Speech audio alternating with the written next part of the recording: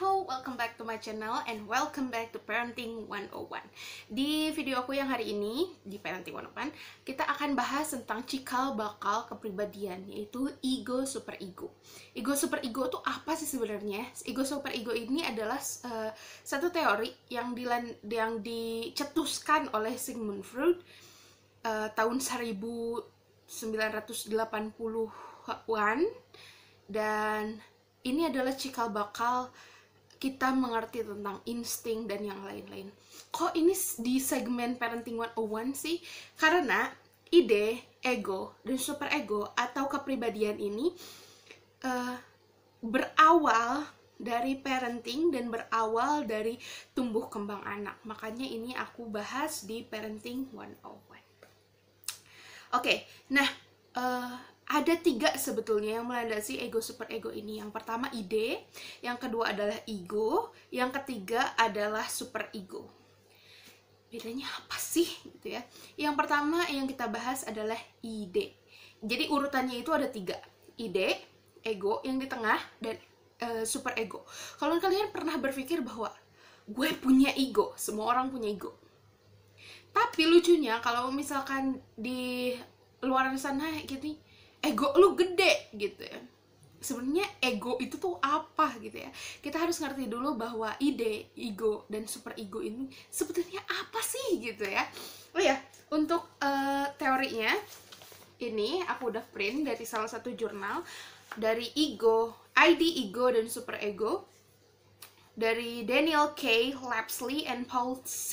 Stay dari University of Notre Dame, which is ya, ini kalian bisa download sendiri. Sebenarnya banyak ya di mana-mana. Nanti paling aku di bawah nggak ditulisin linknya, tapi aku bikin daftar pustakanya aja ya, karena kalian bisa cari sendiri kok, gampang gitu ya. Dan ini gratis, tenang aja. Oke, kita bahas dari ide. Ide itu sebenarnya dilandasi dengan adanya insting. Nah, bentar dulu. Insting apaan ya? Insting adalah sumber stimulasi dari tubuh yang menggerakkan dan memberikan motivasi untuk awal dari kepribadian dan behavior atau tingkah laku gitu. Nah, di insting juga terbagi menjadi 2, yaitu insting hidup dan insting mati. Insting hidup namanya eros. Yang kedua, insting mati namanya adalah suka ini sama Thanos, Thanatos. Nah, jadi sebenarnya kayaknya si Thanos itu, si Marvel itu ngambil Thanos itu dari kata Thanatos gitu, Thanatos gitu, karena itu adalah insting kematian. Bentar dulu deh, insting hidup tuh apa? Insting hidup itu mencakup libido, termasuk seks, makan, keinginan, itu termasuk insting hidup.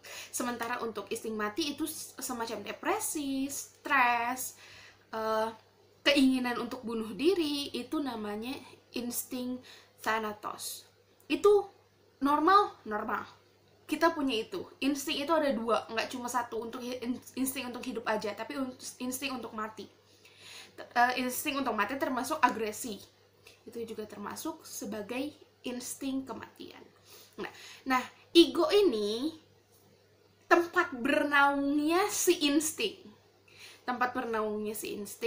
Dan si ego ini kayak alam bawah sadar kita. Jadi kita nggak tahu, oh ini ego, bukan. Kita nggak tahu kayak gitu. Jadi kalau diibaratkan sebagai gunung es, jadi ID ego super ego ini diibaratkan sebagai gunung es. Nanti aku ini gambarnya di sini.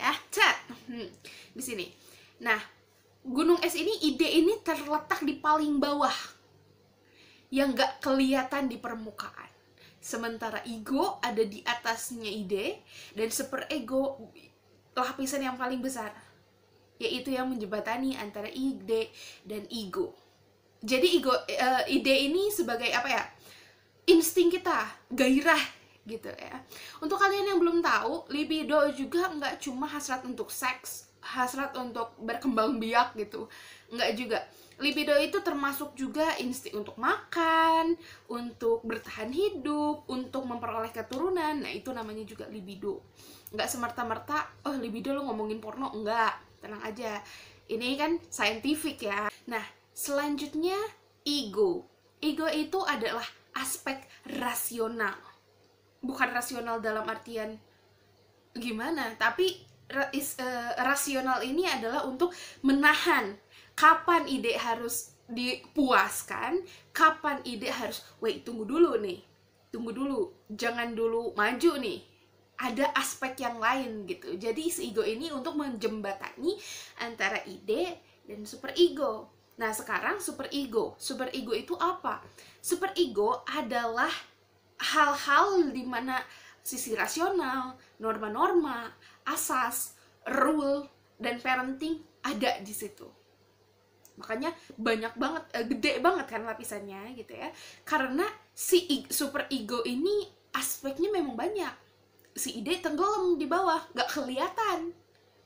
Nah, sementara si ego ini untuk menjembatani antara si ide dan si super ego gitu.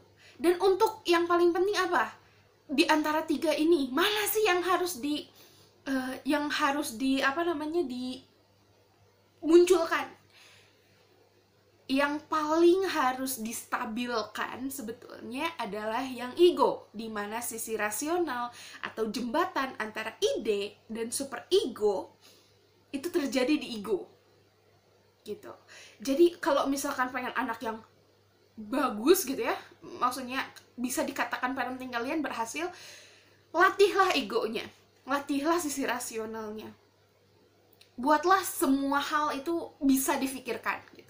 Nggak cuma gara-gara aku pengen begini dan harus selalu diturut, nggak kayak gitu. Sekarang gimana kalau misalkan condong ke satu yang lain? Ini ada ego, ada ide, di sini ada super ego. Gimana kalau salah satu condong? Nah, kalau ide yang condong itu akan ada kelainan di sisi seksualnya. Bisa aja dia, ya banyak ya, bisa aja libidonya tidak terkontrol, bisa aja sisi kehausan akan duniawi itu terlalu besar gitu. Nah, gimana lagi kalau misalkan si super ego yang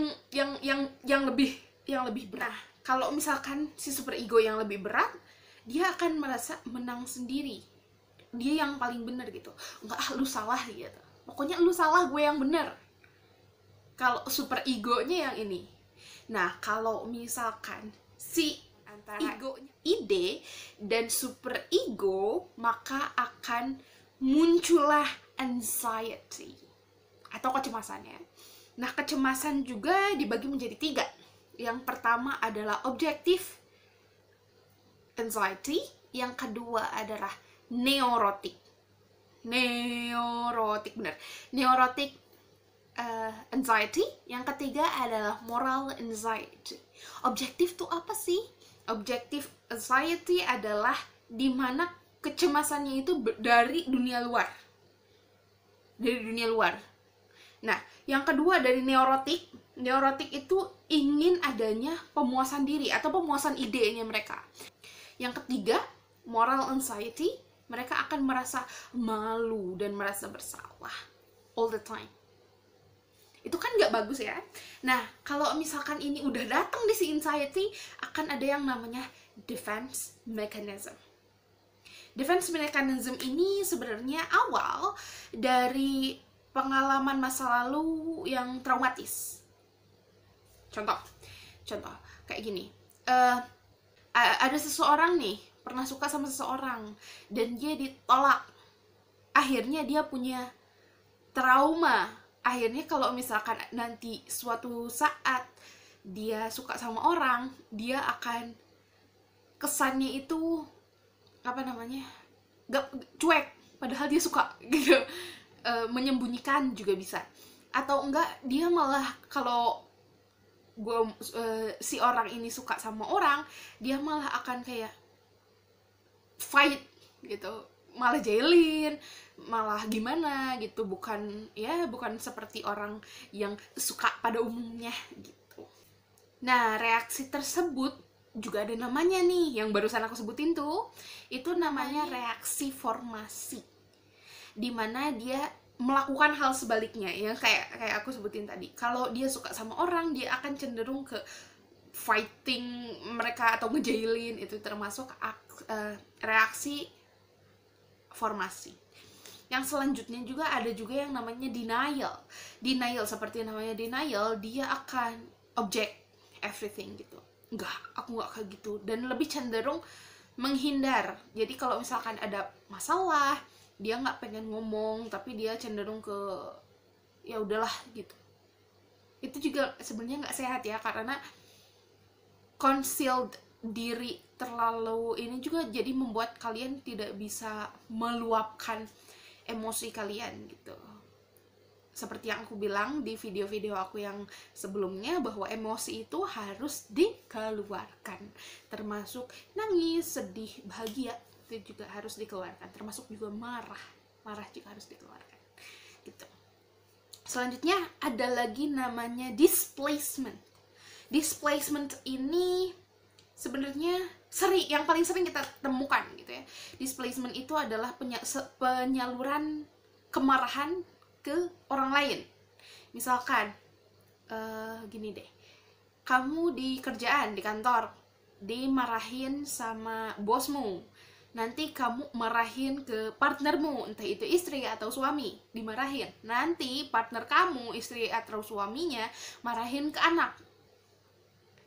Itu kan anak nih nggak salah apapun gitu ya, si partner juga nggak salah apapun, tapi kok dimarahin. Nah, itu namanya juga displacement.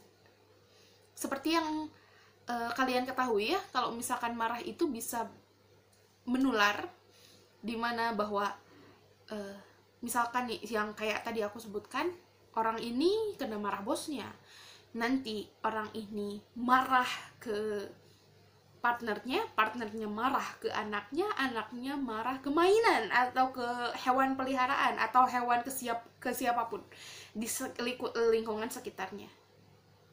Itu apa namanya? Normal, itu natural. Karena marah itu menular gitu. Defense mechanism yang lain adalah sublimation. Sublimation ini banyak dirasakan oleh atlet-atlet atau biasanya para pemain football. Aku pernah nonton The Blind Side, di mana si pelatihnya itu bilang ke Michael Oher bahwa tunjukkan kemarahanmu gitu. Di sini tempatnya. Kamu bisa menyalurkan kemarahan. Nah, itulah sublimasi. Sublimasi adalah pengalihan kemarahan ke olahraga. Misalkan kamu marah, kamu tonjokin sansak.